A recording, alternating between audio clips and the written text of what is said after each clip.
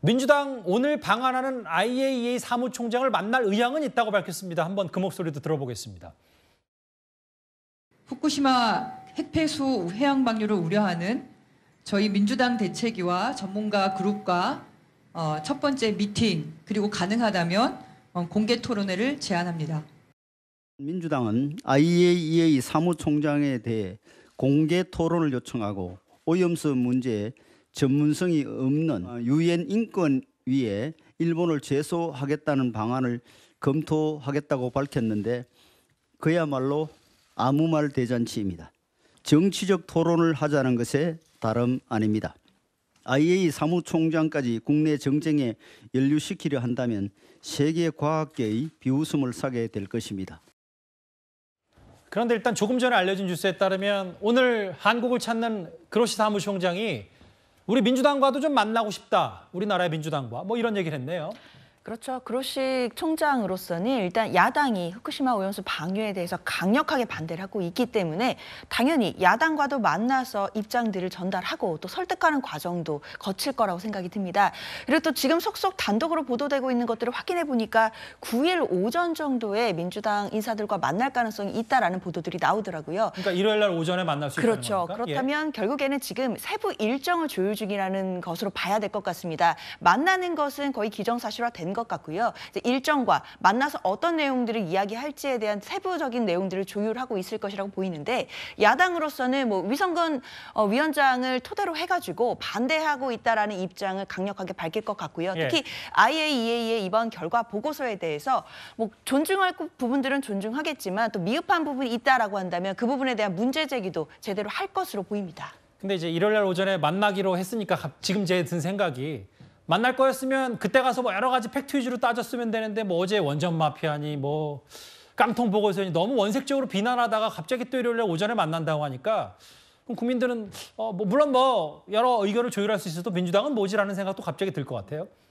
그렇죠. 일단 정치적으로 규탄 행위를 하는 부분, 그래서 국회 내에서 농성을 하면서 규탄하면서 정치적인 메시지가 나가는 부분과 또 IAEA 사무총장과의 또 만남에서 할 얘기들은 조금 결이 다를 것 같다는 생각은 듭니다. 그러나 또 국민들 보시기에 또 국민 눈높이라는 것이 있기 때문에 이번 사무총장과 만약에 만나게 된다라고 한다면 과학적인 얘기 그리고 보고서의 내용 중에서 어떤 부분이 미흡한지에 대해서 국민을 대변해서 냉철하고 아주 날카로운 질문들이 좀 나왔으면 좋겠습니다. 저희가 이제 그 국제원자력기, 국제기구, 민주당과 이제 나라 밖에 있는 얘기들을 좀 잠깐 하고 있어서 이현정 의원님, 저하고 화면을 좀 같이 보실까요? 기억하시겠지만 민주당이 최근에 이거 후쿠시마 오염수 공동 연대하자면서 태평양 인근 나라 뭐 열 몇 개 나라에게 서한을 보냈었는데 이게 좀 답변이 온 모양이에요. 어떤 내용입니까? 답변이 왔는데 답변을 할 수 없고 고위층들을 소개시켜주겠다. 이 정도의 이야기가 왔다고 그럽니다. 그러니까 어떤 면에서 보면 참 답변을 안 할 수는 없고 그리고 또 본인들의 입장을 밝힐 수는 없고 그러니까 다른 사람을 소개해주겠다. 이런 이야기를 한 것인데요. 저는 민주당이 집권을 해본 정당 아닙니까? 집권을 해본 정당이 외교관계를 어떻게 해야 되는 건지는 분명히 아는 분들이 계실 텐데 근데 참 169명에 되는 국회의원 중에서 외교관 출신은 없어요. 제가 알기로는.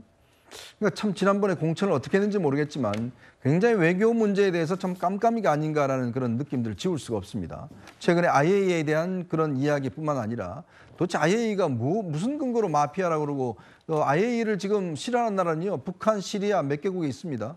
자, 그리고 또 IAEA를 뭐 탈퇴하자는 이야기 그런 거와 함께 또 어제는 보니까 일본 사회당 의원을 만나서 우원식 의원이 뭐 일본과 연대하겠다고 그렇게 이야기를 하는데요. 일본 사회당은요, 아시겠지만 그 국민들로부터 선택을 못 받아서 지금 참의원이 딱 한 명입니다. 한 명 있는 정당, 옛날에 집권했던 정당이에요. 사회당이 집권을 했는데 당시에 친북, 반미 이걸 노선을 가다가 결국 국민들도 버림받아서 지금은 참의원 딱 한 명밖에 없는 정당입니다. 그런 정당하고 연대를 하겠다. 이렇게 지금 이야기를 하고 있어요. 169석이나 가진 대한민국의 제1당입니다.